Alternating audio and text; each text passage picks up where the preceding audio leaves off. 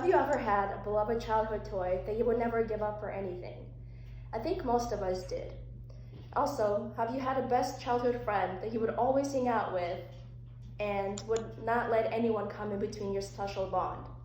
Whether you did or did not, we have one thing in common, which is a tendency to form social bonds. We all have experienced sympathy for something or someone as kids, and we keep on doing that as adults within our social circles. Attachment can happen in social environments such as work, school, club memberships, and professions. By the end of the speech, you all will be able to describe different attachment styles and disorders and use this information for your own self-awareness and for others. As a psychology student and a person who has experienced insecure attachment in a romantic relationship, I am qualified to speak on the matter of attachment. Today, I would like to differentiate between distinct adult attachment styles and disorders associated with insecure attachments. Attachment comes within different types and degrees of security. They can be insecure attachment or secure attachment. And according to attachment theory, pioneered by British psychologist John Bowlby, a degree of connection happening between an infant and a caregiver determines how secure or insecure his or her relationship is with others later on in life.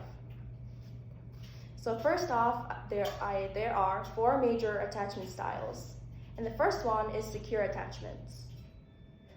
In secure attachment style, a person is comfortable expressing feelings. He or she also openly seeks support and comfort from the partner. He or she is also resilient.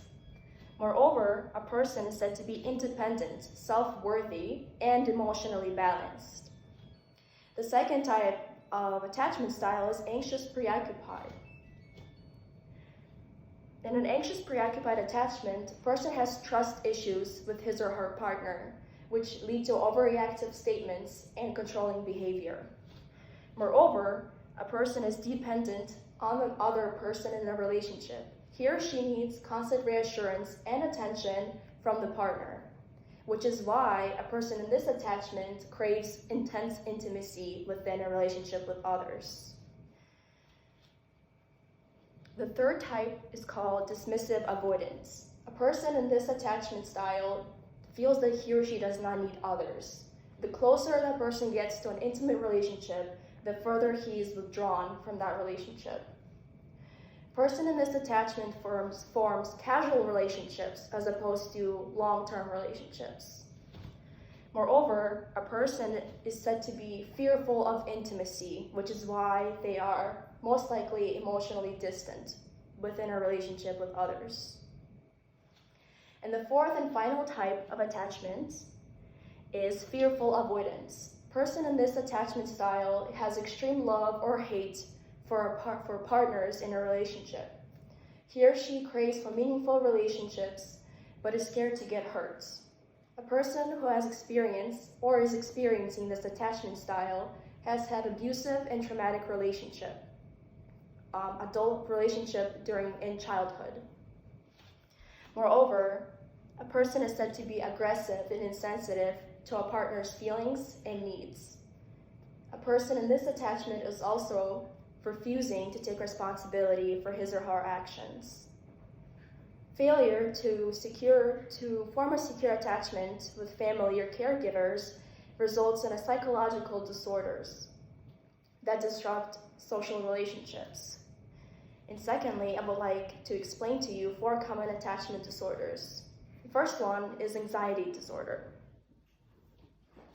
According to a Journal of Nervous and Mental Disease, in a study published in 2013, insecure attachment has been associated with greater reports of suicidal attempt, while secure attachment has been associated with decreased likelihood of any anxiety disorder. The second disorder is eating. In a British Journal of Clinical Psychology, in a study published in 2005, anorexic and bulimic women had higher scores of anxious attachment compared to a control group.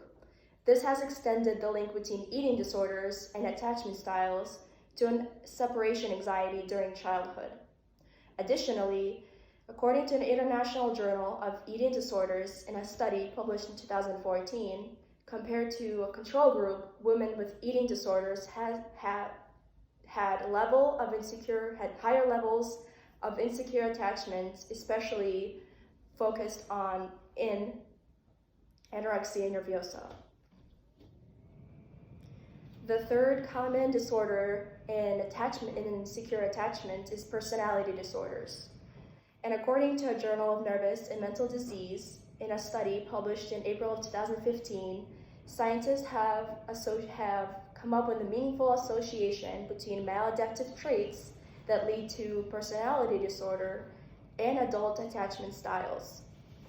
And later on, in May 2021, the same scientists have published a study in which they concluded that personality disorder diagnoses are in fact associated with insecure attachment styles. Specifically, borderline personality disorder has been associated with preoccupied or anxious preoccupied attachments.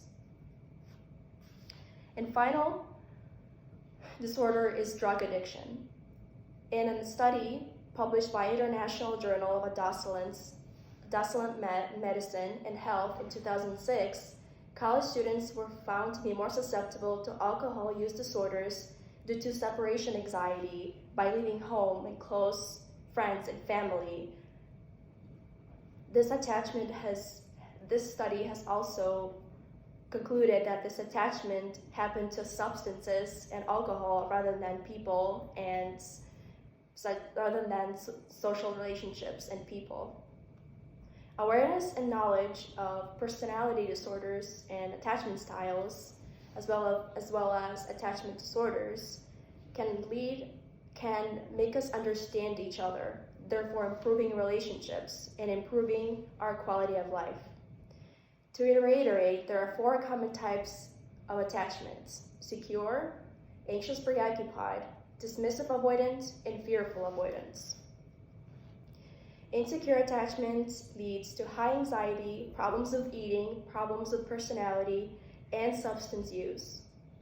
Now that these things are known to you, you all can list 4 adult attachment styles and attachment-associated disorders to improve your own self-awareness and awareness of others.